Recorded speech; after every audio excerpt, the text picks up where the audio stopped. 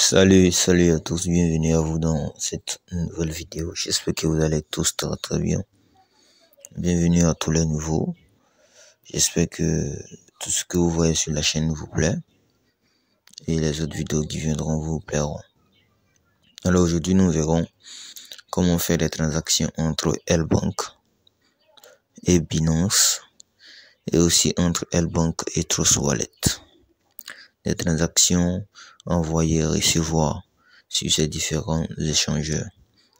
L-Bank est un échangeur centralisé, Binance aussi également. Trust Wallet par contre est un portefeuille décentralisé. Tout se trouve sur le réseau. Ok. Donc à vous de choisir ce que vous souhaitez. Voilà, certains vont prendre Trust Wallet. En fait, chaque échangeur, sinon chaque portefeuille a ses utilités. Il n'est pas conseillé d'avoir plusieurs portefeuilles avec plusieurs applications. Je prends un exemple simple. Tu as un portefeuille sur Trust Wallet, tu as un portefeuille sur Captcha, Token Pocket, tu as un portefeuille sur Tronlink Pro, tu as un portefeuille sur d'autres, sur Dap Pocket, tout ça. Il faut te choisir parmi les portefeuilles décentralisés. Voilà, qui sont les Trust Wallet. Choisis-toi un portefeuille. Ça peut être Token Pocket, ça peut être Trust Wallet ou autre. Ok. Ensuite, parmi les échangeurs, choisis-toi aussi des échangeurs qui vont, par exemple, être utiles. Je prends un exemple simple. Lorsque tu veux faire un retrait d'argent, retirer tes crypto-monnaies et les envoyer sur ton compte bancaire, Binance est mieux adapté pour cela. Et ils ont l'option disponible. Ok. Vice versa, si tu veux aussi acheter la crypto-monnaie avec ta carte bancaire, Binance aussi est encore mieux placé. L-Bank aussi, tu pourras avoir là-bas beaucoup de plans de staking. Beaucoup de plans de staking avec de forts taux, avec de bonnes cryptos. D'accord? Pour fructifier ton argent, avoir de l'argent passif. C'est aussi pareil chez Binance, mais les taux de Binance sont moins élevés que les taux de L-Bank. Bon, c'est à apprécier. D'accord? Donc, il faut choisir des échangeurs en fonction du travail que tu souhaites faire. Bon, sans plus tarder, on va ensemble faire une transaction entre L-Bank et Binance. Quand on fait des transactions cryptographiques, qu'est-ce qu'on a besoin comme référence? Je vais prendre le cas de deux exemples. Pour ceux, par exemple, qui font des transactions bancaires.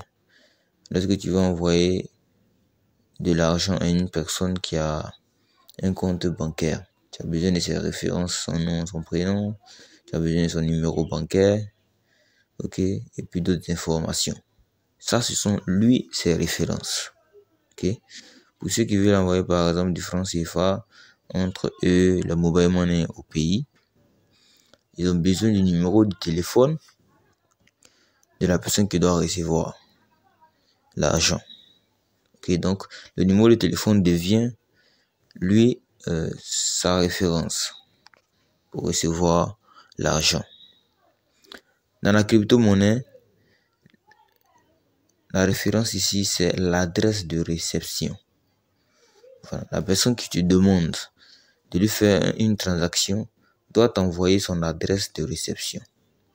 Vice versa, tu as besoin d'une transaction, la personne qui veut t'envoyer l'argent, les crypto-monnaies, aura besoin de son adresse de réception. Ok? Donc ici, on parle d'adresse de réception. Maintenant, souvent, entre les échangeurs, je prends un exemple de Binance à Binance, tu n'es pas obligé de faire une transaction avec l'adresse de réception de l'autre. Tu peux juste utiliser son email pour faire la transaction. Pareil aussi pour xt.com. Entre membres xt.com, tu peux envoyer grâce au mail. La token pareil, grâce au mail. L-Bank aussi, pareil aussi, grâce au mail. Et là, ça fait qu'il n'y aura pas de frais de transaction. Tu envoies 10 000, tu reçois 10 000. Il n'y a pas de frais de transaction qui sont appliqués. Ça, c'est lorsque vous voulez envoyer d'échangeur au même échangeur. D'un compte sur un échangeur et d'un autre compte sur le même échangeur. C'est encore plus facile. Dans notre cas de figure ici, c'est une vidéo très rapide. On rentre sur le wallet ici. Puisqu'on veut faire la transaction de L-Bank vers Binance, je suppose qu'une tierce personne qui a un compte Binance me demande de lui faire une transaction cryptographique à partir de mon L-Bank. Ok. Donc, lui, il va m'envoyer son identifiant, son adresse de réception Binance.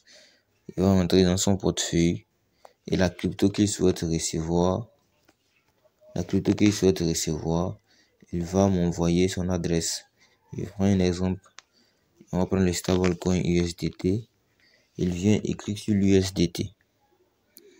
Voilà. Et aussi pour rappel, sur les différents échangeurs, le USDT qui se trouve sur les différents échangeurs, il n'y a pas de différence. C'est le même USDT, c'est USDT Tron, c'est USDT ERC20, c'est USDT BP20. Voilà, c'est USDT ERC20. C'est le même USDT sur tous les réseaux. Quand ça se trouve sur un échangeur, d'accord, c'est lorsqu'on est sur un portefeuille décentralisé qu'on doit différencier. Donc je viens là, je fais dépôt. J'ai choisi le réseau.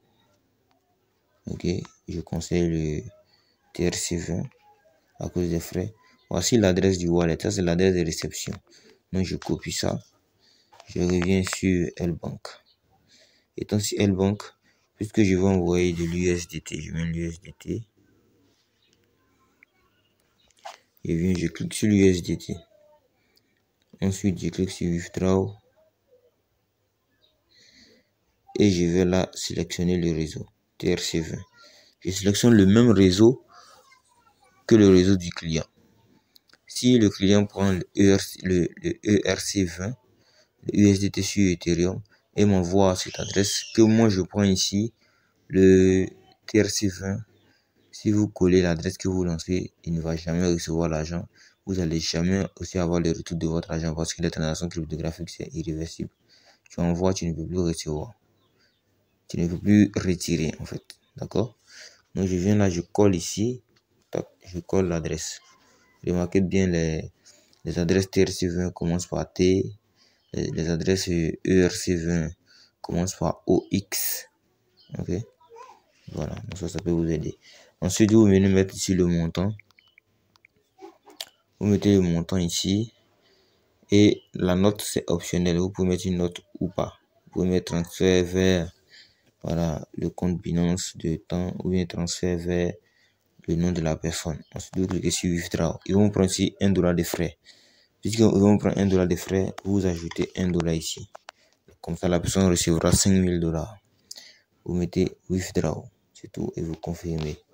La personne va recevoir. Maintenant, si c'était une personne qui était aussi sur L-Bank, vous faites Internal Transaction.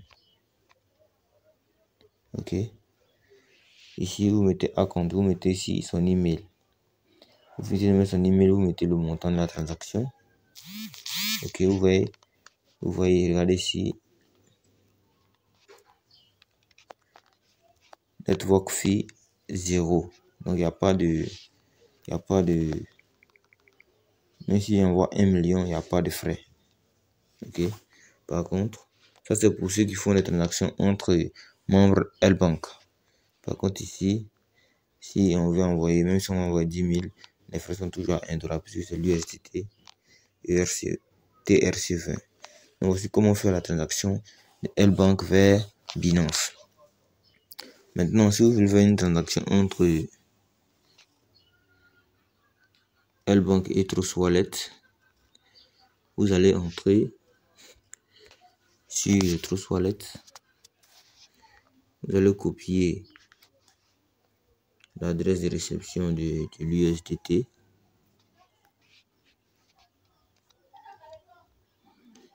Si vous avez trop de crypto ici, vous voulez cliquer ici, tapez USDT. Vous voyez USDT BP20, USDT TRC20. Je clique sur recevoir, je copie et je reviens, je fais la même chose, withdraw, TRC20, je colle, je mets le montant, je mets la note, je tape sur withdraw et dans les minutes qui vont suivre, je vais recevoir l'argent sur mon Trust Wallet. Maintenant, dans le sens contraire, pour celui qui va envoyer de l'argent de Binance ou de Trust Wallet vers L-Bank, lui il viendra cliquer sur Deposit TRC20. Il a automatiquement l'adresse TRC20 de son compte L-Bank, minimum de dépôt $1. Et ça, il vient là sur Binance. Sur Binance aussi, il vient sur USDT et va cliquer sur retrait. Retrait envoyé via le réseau de crypto. Voilà, envoyé par mail, ID de paiement. Ça, c'est le compte Binance, c'est de l'utilisateur Binance à Binance. Je viens le premier, je viens là, je colle l'adresse, je sélectionne le réseau